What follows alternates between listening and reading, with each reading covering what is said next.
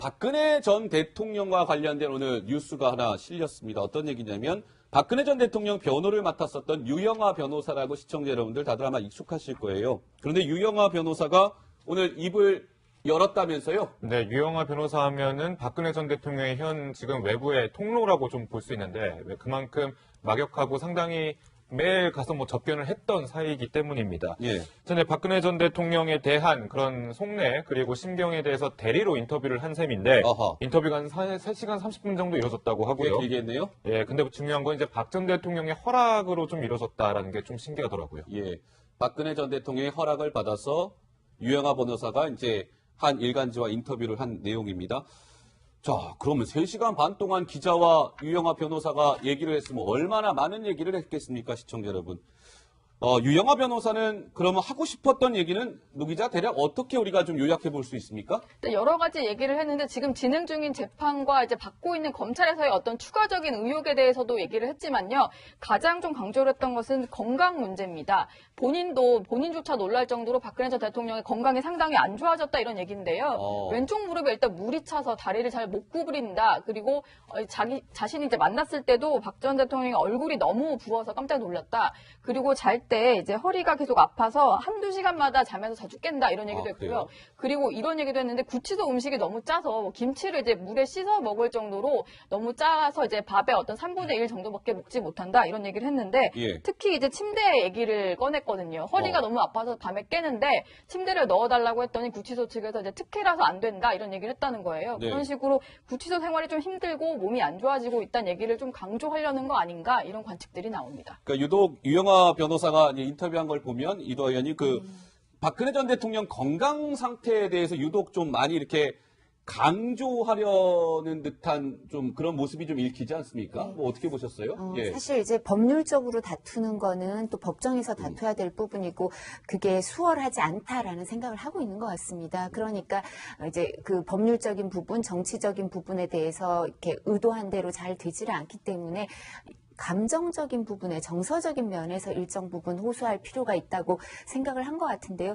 사실 제가 아까 뭐 연령대 얘기를 했지만 예. 여성이 조금 더 몸이 약한 게 저도 여성이니까 이런 말씀 드려도 되겠지만 좀 약한 게 사실이고요. 수감 생활을 저 정도 하면 저 연령대의 여성은 그게 힘든 건 사실이에요. 네. 힘든 건 사실인데 그 부분에 대해서도 이렇게 이런 구체적인 얘기를 했을 때 지지층들 뭐 기존의 콘크리트 지지층 일부 있으니까 박근혜 전 대통령께는 근데 그분들은 가슴 아파하고 또 여기에 호응을 할 수도 있겠지만 또 지금 젊은 세대들은 공정함 이런 부분에 대해서 강조를 하고 있기 때문에 네.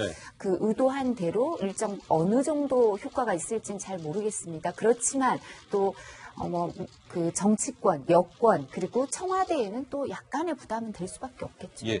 자, 일전에 기억을 좀 돌이켜 보니까 박근혜 전 대통령 건강 관련해서요. 박근혜 전 대통령의 동생이죠. 박근영 전 이사장이 이런 얘기를 했었더라고요. 그 목소리 듣고 오시겠습니다.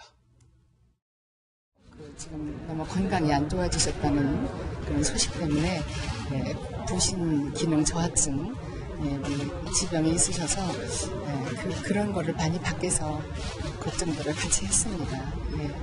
그런 부분을 꼭 좀 도와주셨으면 좋겠습니다. 네, 박근영 전 이사장은 이렇게 얘기했는데 이런 상황에서 박근혜 전 대통령은 뭔가 이 장기 투옥을 결심한 듯한 발언도 있지 않았다고 하는데 뭐라고 얘기한 겁니까? 일단 이두하 변호사가 얘기하셨지만 여성이 좀 신체가 약하다 얘기하는 것에 대해서 저는 동의하지 못하고 오히려 이게 전략적으로 좀 한번 살펴볼 필요가 있다. 전략적으로? 네, 그런 흐름에 대해서 좀 얘기를 좀 드리면요. 일단은 유영하 변호사가 이제 박근혜 전 대통령과 좀 얘기를 좀 했던 것부터 공개를 해드리겠습니다.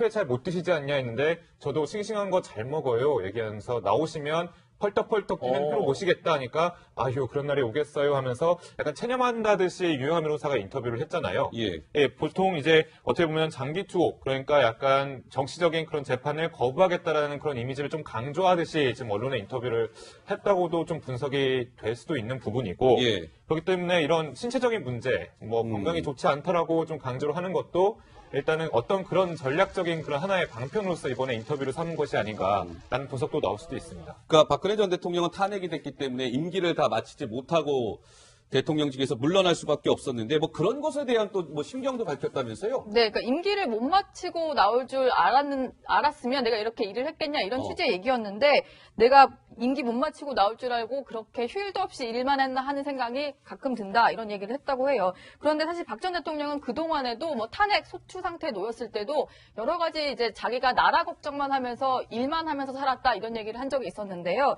이게 바로 이제 깜짝 기자간담회 때 얘기입니다. 그 목소리 함께 들어보시죠. 저녁 때 되면 오히려 더 피곤해져요. 왜냐하면 저는 이제 한번 몰두를 하면 시간 가는 줄 모르고 계속 챙기다 보면 어느새 뭐 몇 시간 지나고. 그러니까 저녁 때 되가 되면 이제 더 허리도 아프고 막 어깨도 아프고 그럴 정도로 챙기고 또 토요일, 일요일도 어떤 때는 밀렸던 거를 하지 않으면 이제 이렇게 자꾸 밀리면은 뭐 한도 없기 때문에 되게 휴일도 그렇게 보내는 때가 많은데. 자, 박근혜 전 대통령이 또 유영하 변호사를 통해서요, 이렇게 얘기했다는 거예요. 이 국정농단에 얼마나 많은 국정농단이 있었습니까? 근데 그와 관련해서 나는 최순실이라는 이 여자한테 하나 속았다. 나 이거 속은 것에 대해서 너무 후회가 된다. 그리고 내가 데리고 있었던 참모들, 국정원, 경찰, 민정수석, 이 사람들이 최순실에 대해서 보고해주지 않았다. 그러니까 나는 몰랐다. 최순실한테 속았다. 뭐 이 얘기를 여러 번 반복했다는데 이것도 좀 전략적인 발언이라고 봐야 될까요? 의원님 어떻습니까? 예, 이 부분은 사실 이렇게 얘기를 하시면 지지층은 다들 박근혜 전 대통령이 나쁜 사람이 아니다. 최순실 씨가 나쁜 사람이고 최순실 씨한테 속아서 저 지경에 이르렀으니까 안 됐다. 이렇게 생각하는 지지층이 있거든요. 그분들은 또 호응을 할 수 있겠지만 예. 또 그렇지 않은 사람들은 또 이 말씀을 듣고 생각이 바뀔 사람은 또 그렇게 많지 않을 거예요. 기존에 이런 생각을 갖고 있던 사람들의 생각을 강화시켜 줄 수는 있는데 네. 새로 설득하는 사람은 그렇게 많지 않을 테고요. 뭐 재판 관련해서도 법률적으로 뭐 이렇게 속았다고 해서 이 부분에 대해서 뭐 법원에서 이 부분을 뭐 이렇게 정상 참작을 해줄 네. 것도 없을 거고 또 오히려 이렇게 생각하면 이 부분에 대해서도 그러면 사람을 용인술에 있어서 문제가 있었던 게 예. 아닌가 뭐 이런 여러 가지 문제가 또 생길 수가 있고요. 그렇지만 제가 개인적으로는 민정수석이나 이런 쪽에서 보고가 제대로 안 올라간 거는 사실인 것 같은데요. 네. 그러면 그 사람들이 보고를 안 할 사람들을 쓴 거, 그리고 그 사람들이 왜 보고를 안 했을까, 뭐 이런 걸 따지면 그게 또 박근혜 전 대통령께 꼭 유리한 건 아닌 것 예. 같습니다. 그러니까요. 저도 그 부분을 좀 지적하고 싶은데 설사 국정원이나 경찰, 민정수석이 보고하지 않았다 치자고요. 설사. 그러면 그분들 임명을 누가 합니까? 대통령이 하는 거 아니겠습니까? 인사가 만사라고 하는데요. 자, 이런 상황에서 국정원 특수활동비 문제와 관련해서도 박근혜 전 대통령이 입장을 밝혔다는데 뭐라고 얘기를 한 겁니까? 노원지 기자? 네, 특수활동비와 관련해서 일단은 본인이 보고를 받았기로는 이제 전 정권에서도 다 이게 그런 돈을 받아서 써왔다. 법적인 문제가 되지 않는다라고 보고를 받아서 그럼 그렇게 하세요라고 했다는 겁니다.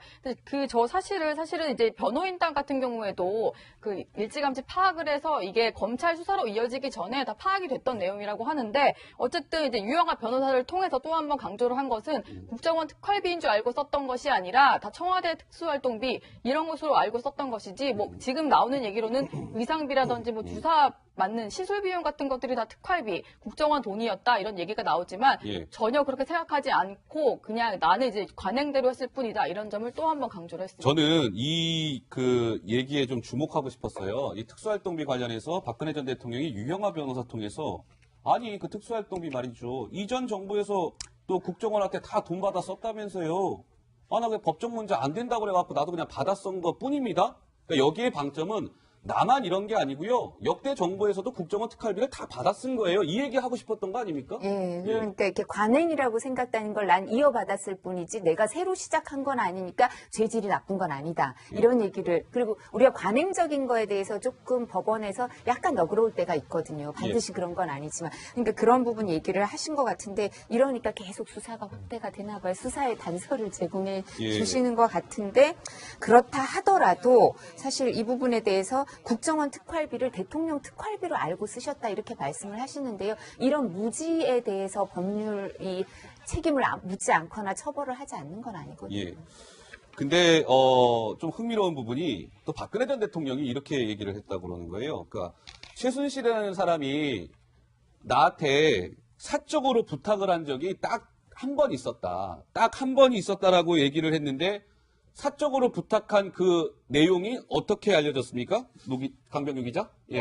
자, 우선 일단 연설문 관련해서 좀 말씀을 좀 드릴게요. 일단 정우성 전 비서관이 최순실 씨에게 이제 연설문을 전달을 해서 이것 좀 약간 스크린 해달라, 한번 봐달라라고 좀 요청한 적이 있었잖아요. 예. 그런데 이제 이것에 대해서 왜 최순실에게 하필 이걸 맡겼냐라고 질문을 기자가 한 거죠. 일단 유영하 변호사가 이렇게 좀 이야기를 하더라고요.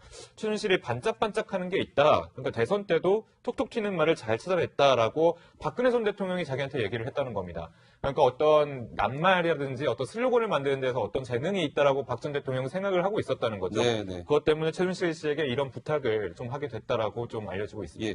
그럼 아까 그 얘기한 그 최순실이 박근혜 전 대통령한테 사적으로 부탁했다는 그 내용은 뭐예요? 이게 사실 보도가 조금 나왔던 내용이기는 한데요. 그 이제 최순실이 이런 사적인 부탁을 했다고 합니다. 정유라 씨, 딸 정유라 씨가 임신을 했을 때 이제 당시에 정유라 남편인 신모 씨를 군대에 보내달라는 부탁을 했다는 거예요. 이제 두 사람을 사이를 엄청나게 반대를 했었는데 임신을 해서 두 사람을 갈라놓기 위해서 그런 부탁을 했다는 건데 이 얘기를 들은 박근혜 전 대통령이 내가 그런 일을 어떻게 하냐라고 하면서 거절을 했다. 이런 일화도 전해졌습니다. 알겠습니다. 자, 유영하 변호사를 통해서 최근에 박근혜 전 대통령의 생각과 근황을 좀 저희가 간접적으로나마 좀 살펴볼 수 있었던 시간이었습니다.